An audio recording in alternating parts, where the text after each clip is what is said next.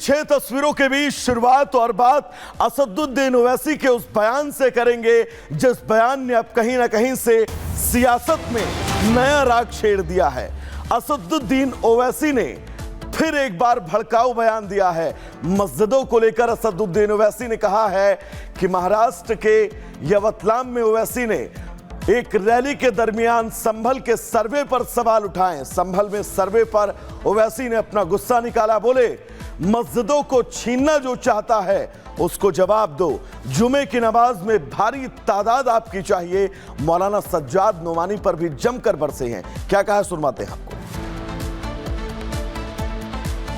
अपने मस्जिदों को आबाद रखो।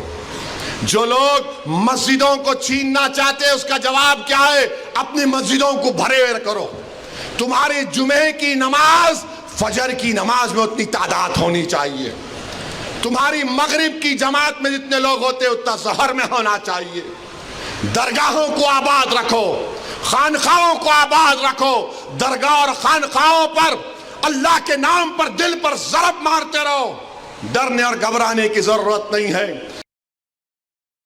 तो चलिए दर्शकों, असदुद्दीन ओवैसी के इस बयान के बाद आगे बढ़ेंगे और बात दिल्ली में विधानसभा चुनाव की आहट और सुगबुगाहट के बीच आम आदमी पार्टी में एक तरफ अरविंद केजरीवाल के ऊपर हमला हुआ तो अरविंद केजरीवाल के एक विधायक की गिरफ्तारी, जिसको लेकर अब आम आदमी पार्टी सवाल खड़े कर रही है। साथ ही हम आपको इस रिपोर्ट के जरिए उस एक्शन प्लान को भी विस्तार से बताएंगे जिसे लेकर अब आम आदमी पार्टी एक बार फिर से दिल्ली की जनता के बीच जा रही है। विस्तार से इस रिपोर्ट में समझिए और देखिए।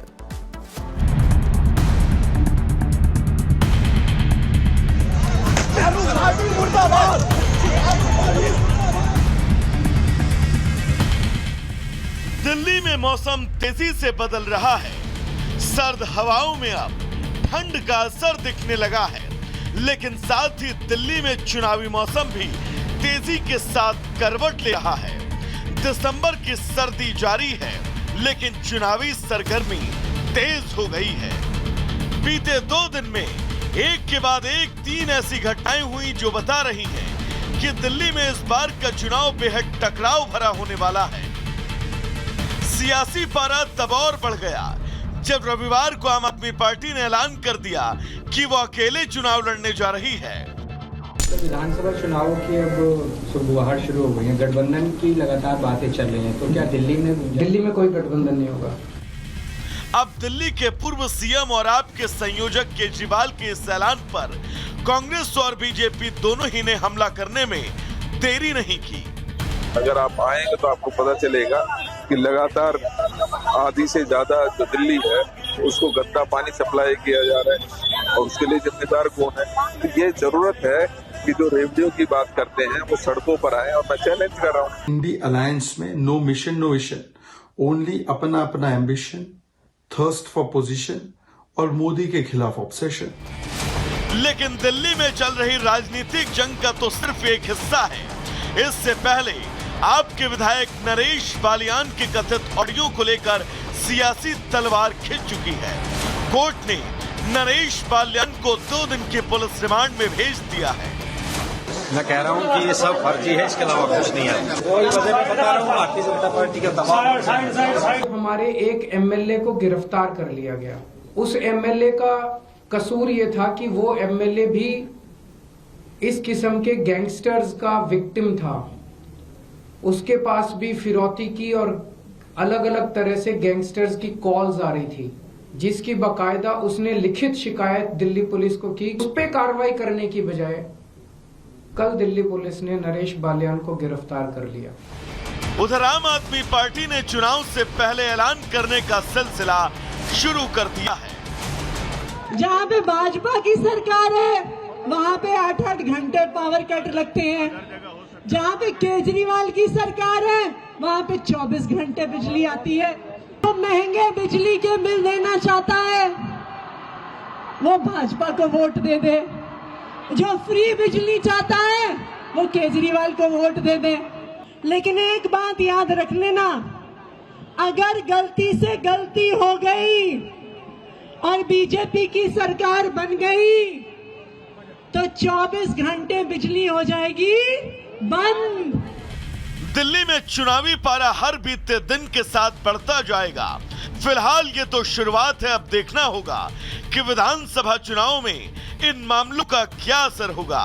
क्या जनता फिर आम आदमी पार्टी को चुनेगी या बीजेपी दिल्ली का दिल जीत जाएगी? Bureau report, Republic Bharat.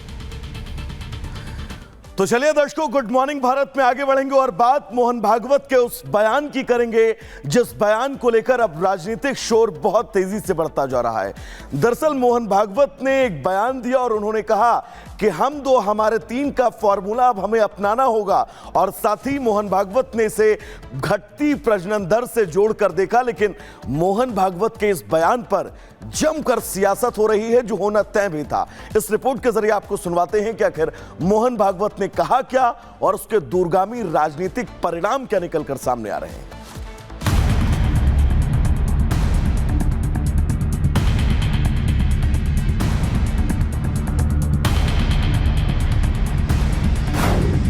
जनसंख्या पर भागवत ज्ञान,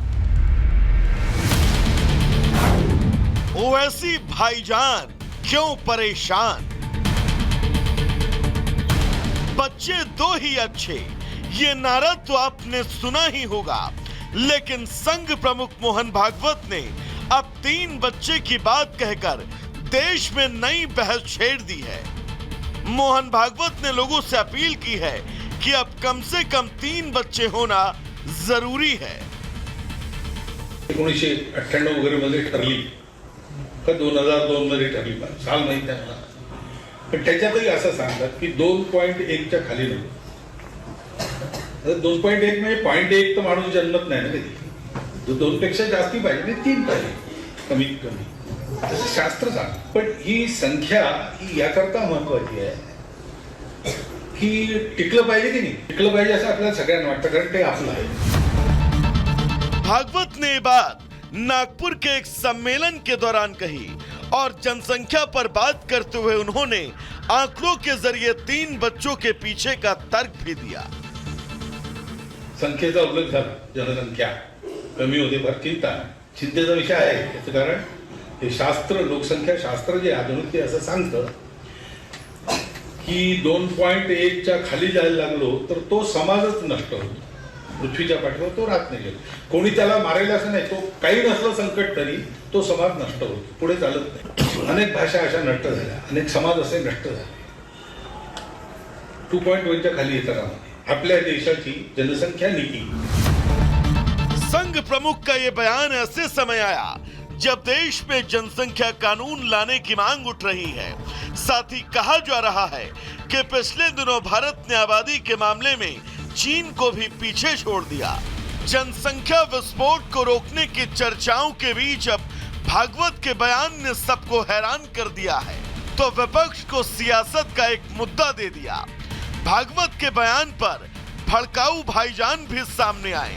भागवत का विरोध करने के बहाने फिर से मुस्लिम राग गाने लगे।